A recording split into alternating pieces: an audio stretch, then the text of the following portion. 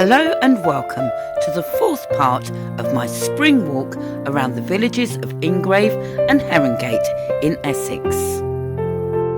You can see the first part of the walk from Ingrave Common down to Button Common in the other videos in this series, so do make sure you go and have a watch, because there really are some beautiful historic old buildings and lots of nature to see in these two villages. As I walked down the Brentwood Road from Ingrave Common towards Thorndon Hall, there were some Victorian-style workmen's or agricultural cottages on the other side of the road, and it's really easy to tell when they were built because it says so on the wall, 1842. And I really love it when houses tell you their own history. The beautiful spring blossoms were in full bloom as I walked down the Brentwood Road. And there were still quite a few more houses that I wanted to take a closer look at, like this one on the other side of Brentwood Road. I've driven down this road so many times myself as a passenger in my partner's car, but this is the first time I've actually got out and explored these villages on foot, and it's been a delightful experience. And there's one particular place that I really wanted to stop off and have a rest at, and you can just see it there on the left by the white fence. So let's cross over the road and take a closer look at Peartree Pond. This delightful little spot in Ingrave is the perfect place to stop, sit and just have a rest. So come with me and let's have a wander and go and have a look what is in Peartree Pond.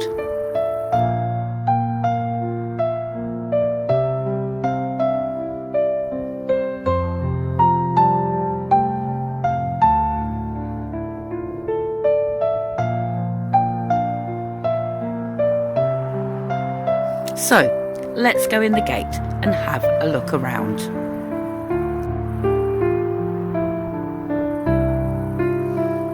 The first thing I spotted were these beautiful snowdrops, just waving in the breeze at me. Although this place is called Peartree Pond, I couldn't actually spot any pear trees. But I did decide to have a wander over the bridge to find somewhere to rest my weary feet for a few minutes.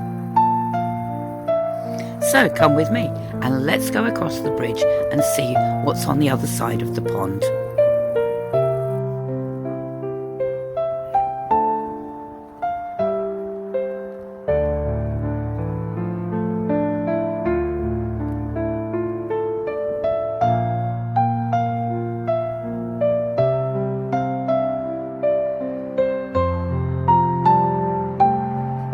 Yes, there's the lovely bench where I sat down and had a rest, and even though the traffic from the A128 was quite close by, it was still a peaceful place to stop and take in the views.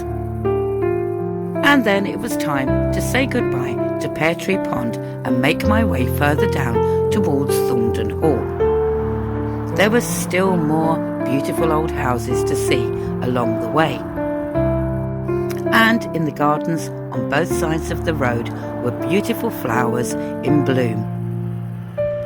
Walking is really good exercise for both the mind and the body, and when you can see beautiful flowers like this, get some fresh air and explore a picturesque Essex village in all its glory and get your step count in for the day, you know it's a win-win situation. And in Ingrave, just like Herongate, there's plenty of these traditional white weatherboarded houses. One of the things I love to do is to check out old censuses and try and find out who lived in these houses hundreds of years ago.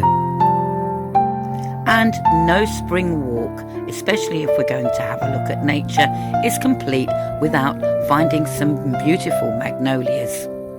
Because they're only around for a very short time in spring, you have to make sure that you spot them and take some pictures first. And of course, you've got daffodils and tulips growing everywhere.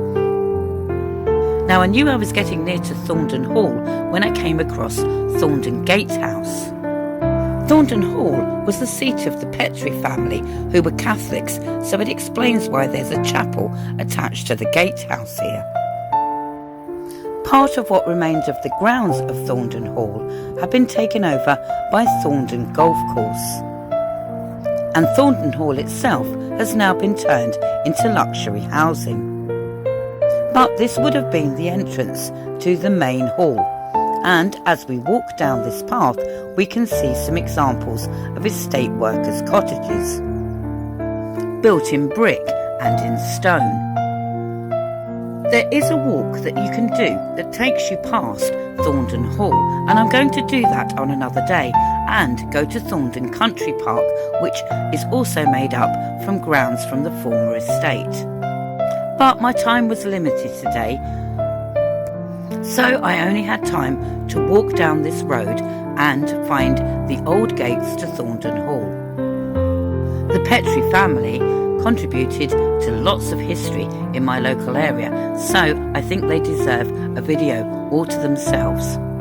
But for now, here's the gates of the hall, and I hope you'll come and join me on another video soon. Please give this one a like if you've enjoyed it, and make sure you subscribe and follow me. And join me for more walks and talks with Grandma very shortly.